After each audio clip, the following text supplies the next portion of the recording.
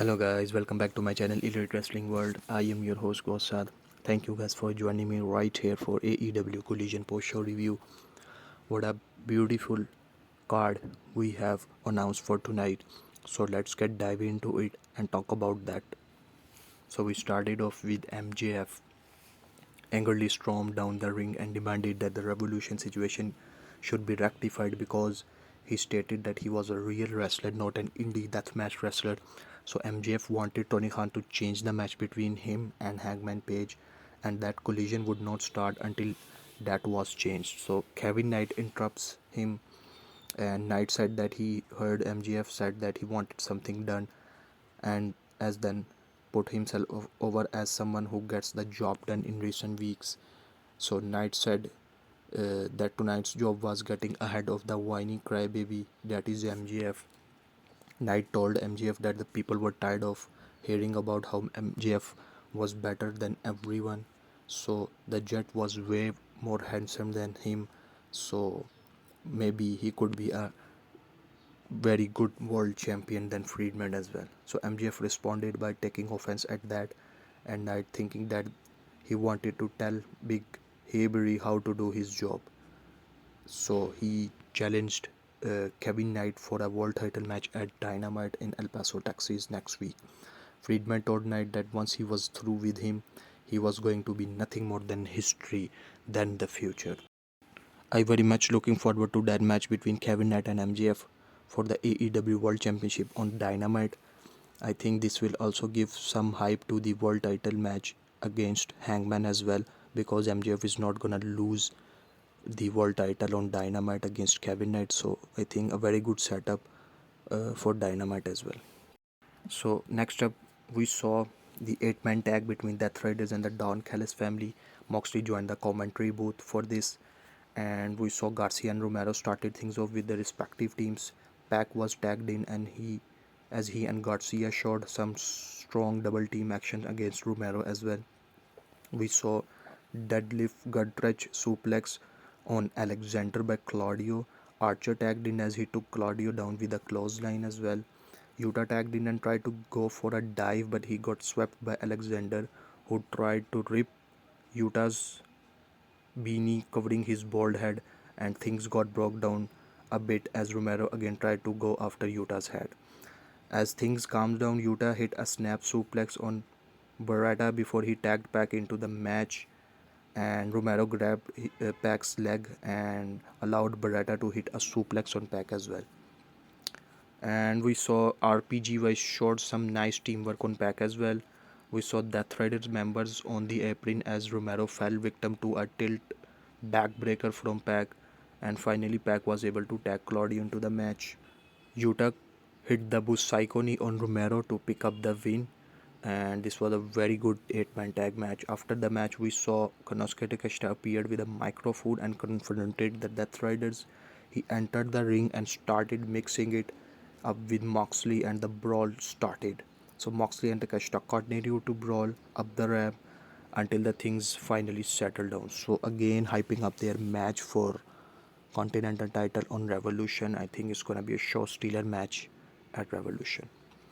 Next up is Psycho Killer Tommaso Ciampa versus Jay Lethal.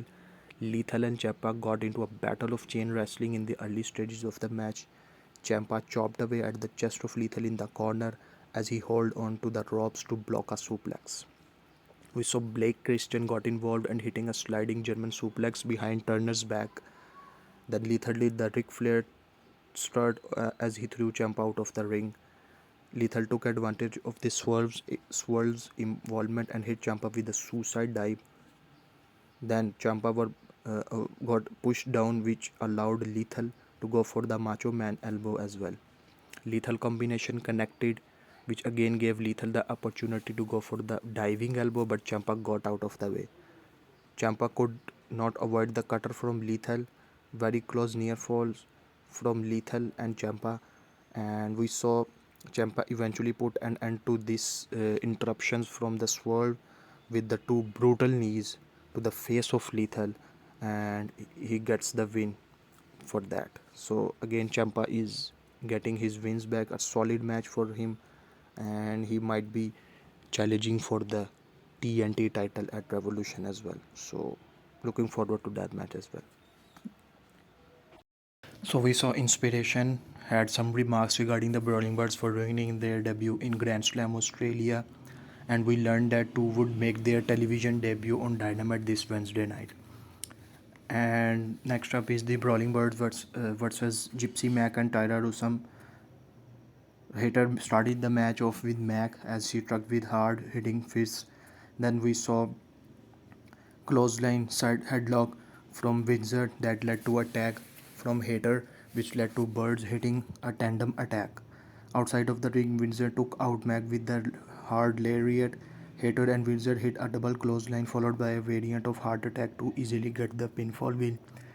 And we also get the confirmation that the Brawling Birds will be facing off the Inspiration. So a very good match setup for Dynamite. Next up is ProtoKada versus the Top Flight. Don Callis was on commentary. Okada and Darius started off the match for their teams. Okada struck Darius with a boot to the gut as Fletcher got the tag.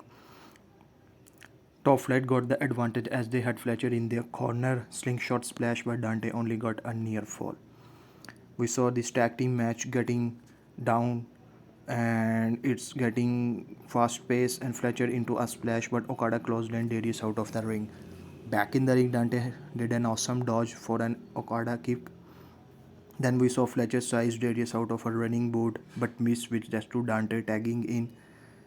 Okada pulled out Dante and blasted Christopher Dennis with a boot to the face. That gives Fletcher the opening and he hit the brainbuster on Darius for the pinfall win. So ProtoKada wins their debut on Collision. After the match, we saw Speedboat Mike Bailey and Kevin Nutt coming out and interrupting ProtoKada. They then challenged ProtoKada for a trios title match, and it's interesting to see who will be their third partner in this match, and I'm pretty much looking forward to that match. Next up is Zayda Steel versus Timeless Toni Storm. Storm offered a handshake and Zayda Steel kissed it and we got underway. Steel got the edge with the Hurricane Rana followed by a drop kick on a seated Storm for a close 2 count. Steel got out of a Storm 0 attempt as she hit a lung blower on Storm.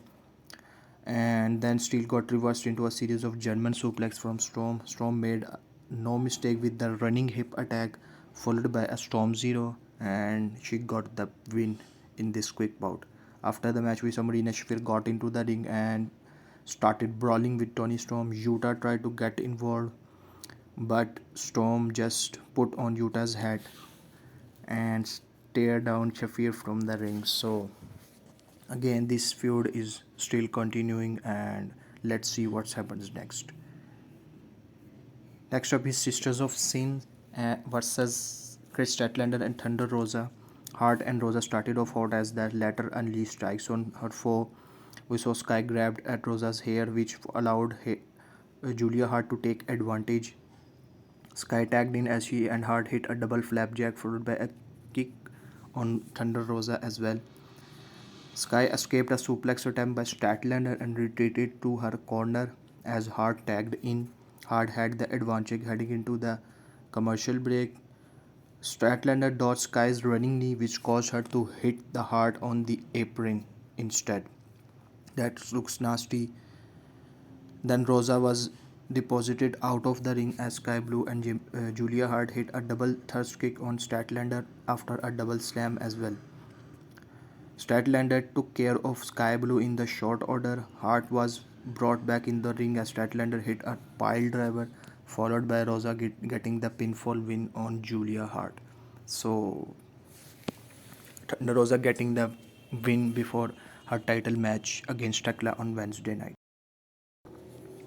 After the match, Tekla interrupted the celebration. She called Statlander and Rosa two dumb bitches, and she asked Statlander how she made her cry, bleed, and how she took the title from her.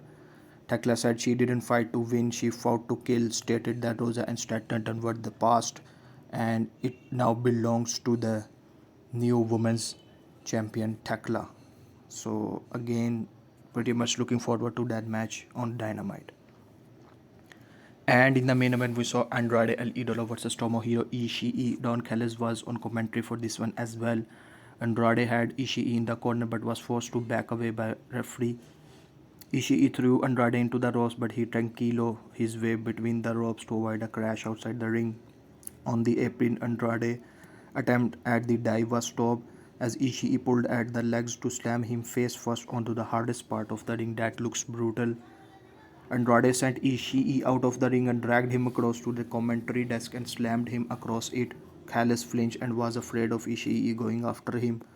That took us out into the commercial break. When we come back, Andrade hit a three amigos on Ishii. This caused Don Callis to jump out of the commentary desk and try to rally Andrade. After hitting three amigos, Ishii kicked out at two. Ishii tried for a running attack in the corner, but Ishii hit the German suplex instead. We saw Stone Pillboard sliding lariat by Ishii on Andrade, but that only got a near fall. Both men were giving their best to each other with the strikes as well. Andrade dragged Ishii to the middle of the ring and headed to the top rope, connecting with the moonsault press, and that looks fantastic as well. Andrade responded with his deadly back elbow 1-2, and that was 2.999, very close. Andrade then finished Ishii with hitting the DM, and that was the end of the match, and Andrade gets the pinfall win. After the match, we saw Bandito made his presence known and stared down Andrade, who took off his pants and stared down, and we got the official graphic of Revolution match as well. It's gonna be Andrade versus Bandito on Revolution. I think it's gonna be a show stealer of a match on that stacked pay-per-view. So pretty much looking forward to that match as well. So that's the end of the show, folks. Please guys, like and share this video, subscribe to my channel, and keep watching Elite Wrestling World.